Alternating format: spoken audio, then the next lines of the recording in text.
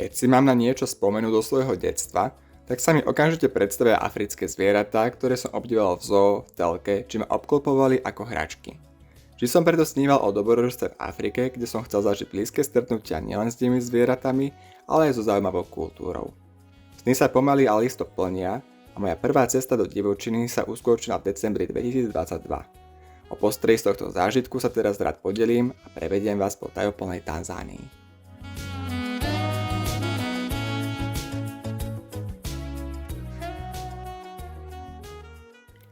Výlet sa začal v pondelok večer v Bratislave, odkiaľ som sa presunul na rakúsky Švechat. Prvý let bol namierený do Addis Abeby, odkiaľ sa ďalej letel do Aruše. Vstupná brána Tanzánie leží pod Kilimandžárom a je ideálnym východiskom pre spoznávanie miestnej prírody. V Aruši som strávil zvyšok útorka a tešil som sa na dobrodružstvo následujúcich dní.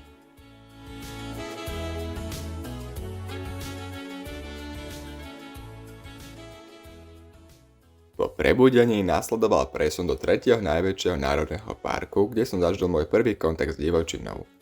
Národný park Tarangire nie je jednotvárne, ale rozmanité miesto. Sú to trávnaté plochy, mokrade či lesy a dominantné baobaby. Park avšak stojí nepráve v úzadí známejších miest, hoci je tu druhá najväčšia koncentrácia divých zvierat v Tanzánii a dokonca najväčšia koncentrácia slonov na svete.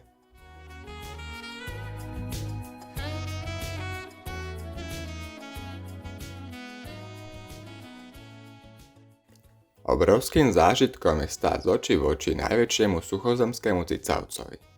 Počas prvej cesty som dostal v extáze z veľkosti a majestátnosti slonov. Ich inteligencia, výnimočná pamäť a schopnosti ma udivujú a vzbudzujú rešpekt.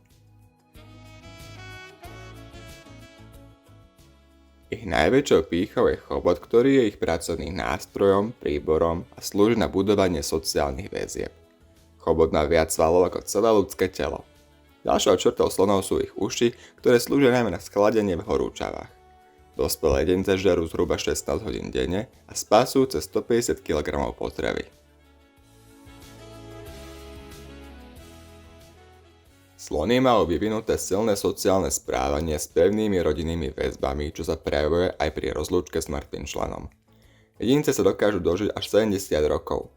V prírode ich ohrozujú najmä pytliaci, ktorí túžia po ich kloch, slonovine, čo sú vlastne vystúpené očné zuby. Ostatné zuby slon mení počas života až 6 krát. Osamelo žijú len dospelí samci. V rodinných mnohopočetných stádach panuje prísna hierarchia, ktorej dominuje najstaršia slonica.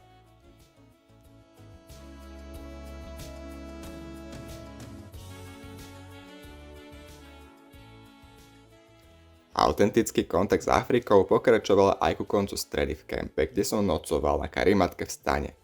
Slnko pomaly schádzalo z blankitne modrej oblohy a okolitú krajinu prikryl zlatistý záboj, ktorý vystriedala čierno-čierna tma s jasnými hviezdami.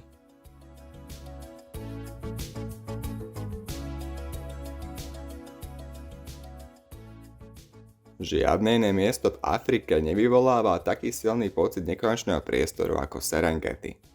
Dokonca aj názov Národného parku v Masajčine označuje miesto, kde zem ubieha do nekonečna. Rozloha je dýchberúca. V pláne parku majú veľkosť ako Trnavský, Nitriansky a Trenčiansky kraj dokopy, čo je takmer ako tretina územia Slovenska. Na ploche žili Masajovia, ktorí boli odsunutí po zavedení ochrany územia.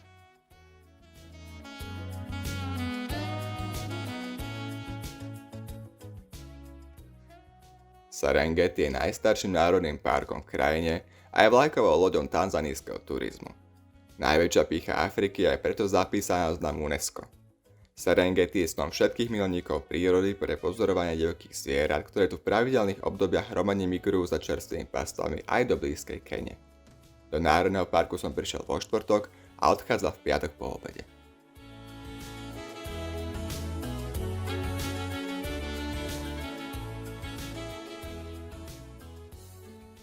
Spomenutí Masovia žijú na rozmedzi Kene a Tanzánie.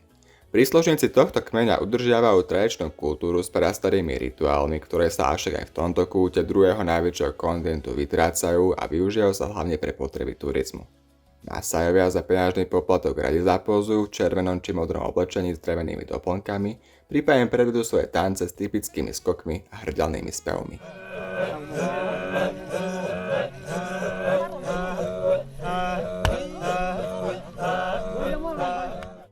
Posledná zastávka na safari sa odohrala v sobotu, keď som navštívil Ngorongoro. Každý národný park je niečím zapamätateľný. Tarangire bolo rozmanité a bolo tu veľa slonov. Travnaté Serengeti bolo na nekonečných pláňach a tretí národný park ležal uprostred vyhasnutého sopečného kráteru Kaldery.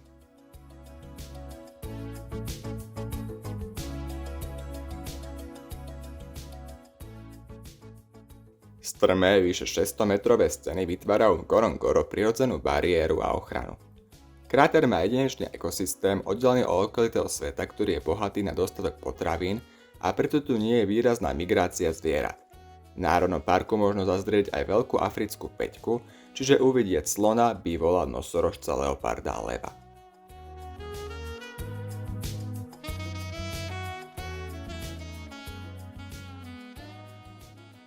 Po zážitkoch z kontinentu som sa v sobotu podvečer presunul lietadlom k východoafrickému pobrežiu na ostrov Zanzibar. Celú nedeľu som ako turista prechádzal pamiatky historického mesta Stone Town. Toto mesto už od staroveku ovplyvnili perskí a arabskí kupci, ktorí tu obchodovali najmä s otrokmi, ale aj s klinčekom a ďalšími koreninami. Turisti teda v meste s úzkymi uličkami a typickými dekorovanými dvermi môžu obdivovať dedičstvo spojené s jeho históriou. Zavítal som tu na výstavu obchodu s otrokmi o východnej Afrike. Následne som zašiel na miestny trh s koreninami a ovocím. Odtiaľ som sa presunul na promenádu, ktorej dominujú budovy z obdobia sultanátu. A na záver prehliadky mesta som našiel výstavu najznámejšieho rodáka Freddieho Mercuryho.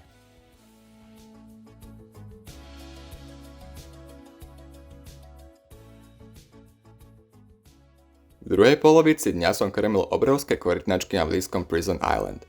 Na večeru som skúsil ochutnať lokálnu špecialitu, ktorú som okúsil medzi stánkami pod holým nebom. A napokon na koniec dňa som si doprial kultúrny hudobný zážitok.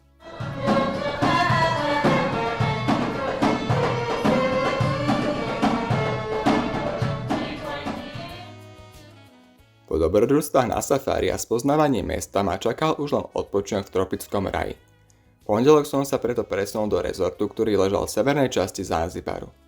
Hoci toto slovo má znamená čierne pobrežie, tak jeho pláže sú naopak lemované bielými piesočnými plážami. Atmosféru umocňuje blankitne modrá voda plná korálov, na ktorými sa ešte kolíšu palmy.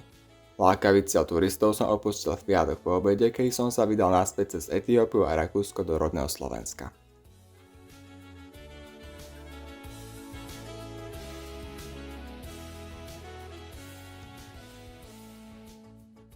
Návšteva Afriky mi ukázala zase niečo nové.